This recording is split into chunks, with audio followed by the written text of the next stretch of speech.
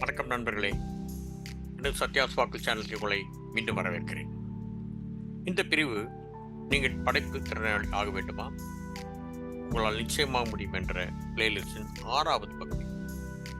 You want to be creative, of course you can, part 6. இந்த பகுதியின் தலைப்பு படைப்பாற்றலின் 4 முக்கியமான மூலக்கூறுகள் யாவை, அதாவது what are the 4 ingredients of creativity.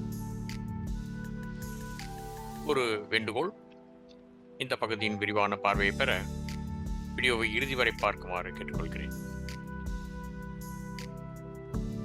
இந்த பிளேலிஸ்டின் முந்தைய பகுதிகளில் படைப்பாற்றல் என்றால் என்ன, வாட் இஸ் கிரியேட்டிவிட்டி, அது எப்படி புதுமையிலிருந்து வேறுபடுகிறது, difference between creativity and innovation, முன் உதாரண மாற்றம் என்றால் என்ன, வாட்ஸ் அ பேரடைம் ஷிஃப்ட், அது எப்படி ஒரு கேம் சேஞ்சராக இருக்க முடியும் என்பதை பற்றி தெரிந்து கொண்டோம்.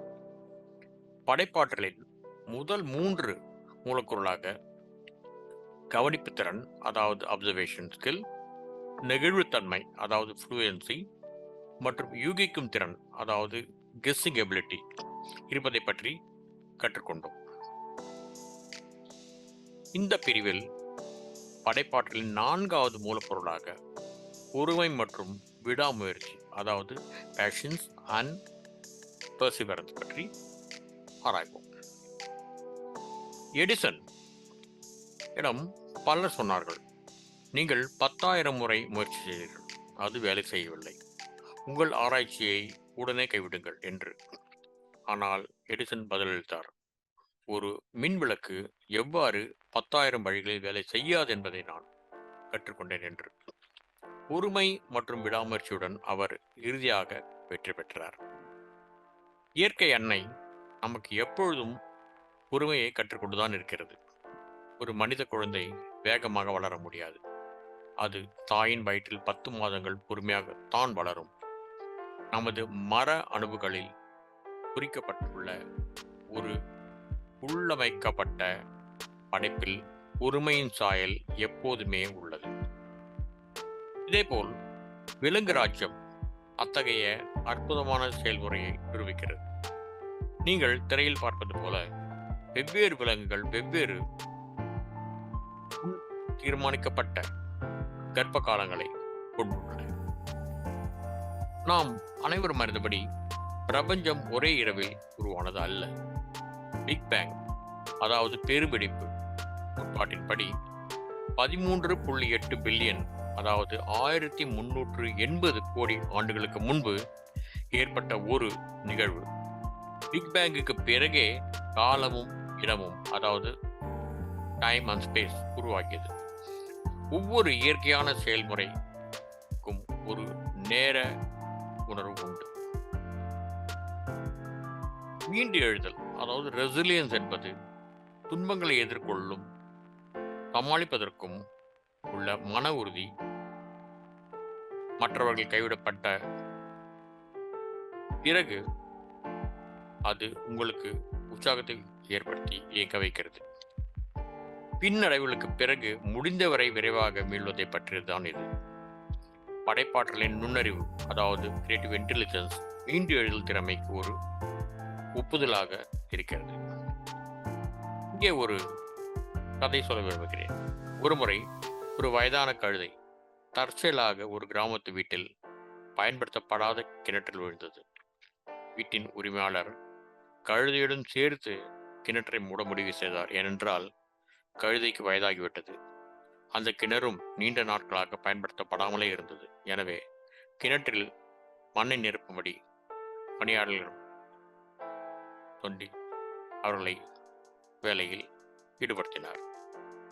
ஆச்சரியம் என்னவென்றால், ஒவ்வொரு முறையும் ஒரு வாளி மண் போடப்பட்ட போதும் கழுதை வேகமாக அதன் மீது பாய்ந்தது.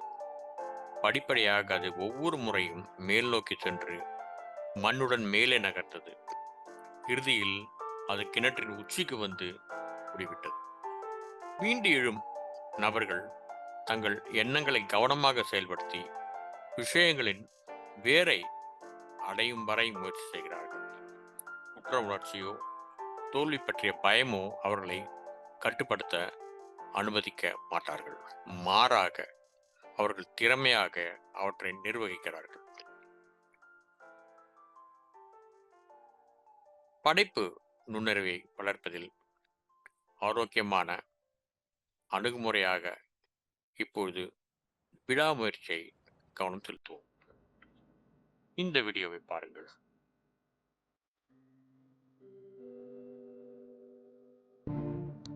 At the age of 5, his father died. At the age of 16, he quit school. At age 17, he had already lost 4 jobs. At age 18, he got married. Between ages 18 and 22, he was working as a railroad conductor and failed. He joined the army and washed out there. He applied for law school. He was rejected.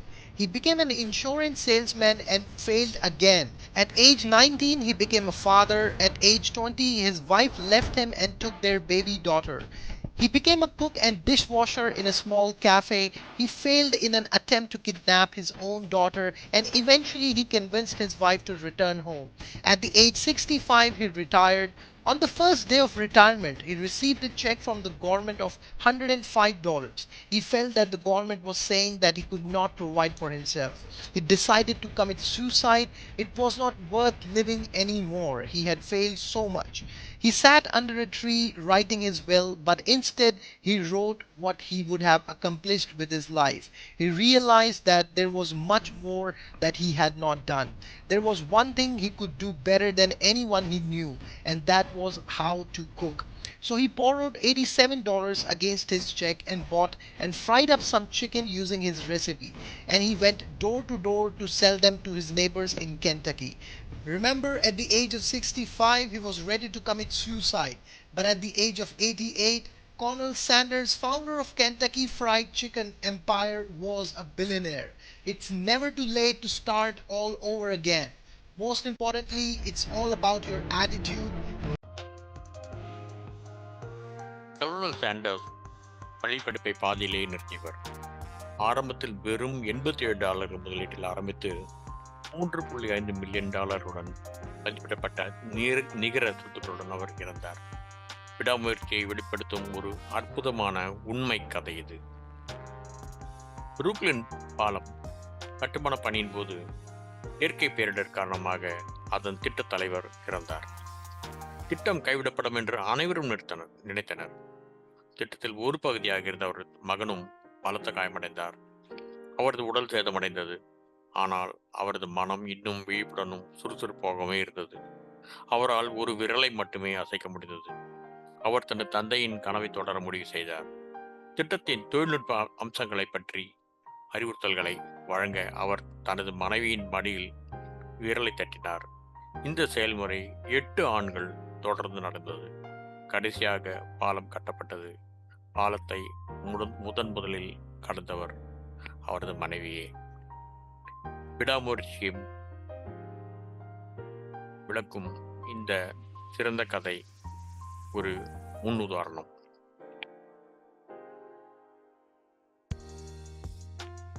Usain Bolt Olympic 100 metre பந்தயத்தில் 9 தங்க பதக்கங்களை வென்றவர். மைதானத்தில் அவர் ஓடி நேரம் 2 நிமிடங்களுக்கும் கீழேயாகும். அதற்கு அவர் பெற்ற தொகையை 800 கோடிகளுக்கும் மேலே. ஆனால் அதற்கு உழைத்த காலம் 25 வருடங்களாகும். இப்போது சில வழிமுறைகளை பார்ப்போம். உங்கள் எதிர்பார்ப்புகளை புத்திசாலித்தனமாக தேர்ந்தெடுங்கள். மனதில் குறிக்கோளை வைத்துக் கொள்ளுங்கள், ஆனால் செயல்பாட்டில் கவனம் செலுத்துங்கள்.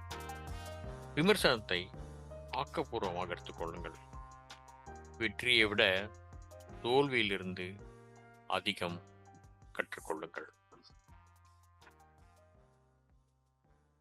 எனவே வெற்றி என்பதும் விடாமுயற்சி என்பதும் ஒரு நீண்ட பந்தயம் அல்ல. பல சிறிய பந்தயங்கள் ஒன்றன் பின் ஒன்றாக தொடர்வதுதான். இந்த காணொளியை பார்த்ததுக்கு நன்றி. இந்த பகுதியை நீங்கள் விரும்பினால் தயவுசெய்து சப்ஸ்கிரைப் செய்யுங்கள், விரும்பி பகிருங்கள், கருத்து தெரிவிங்கள் மற்றும் பெல் பட்டனை தேர்வு செய்யுங்கள். எனது அடுத்த வீடியோவில் விரைவில் சந்திப்போம். வணக்கம்.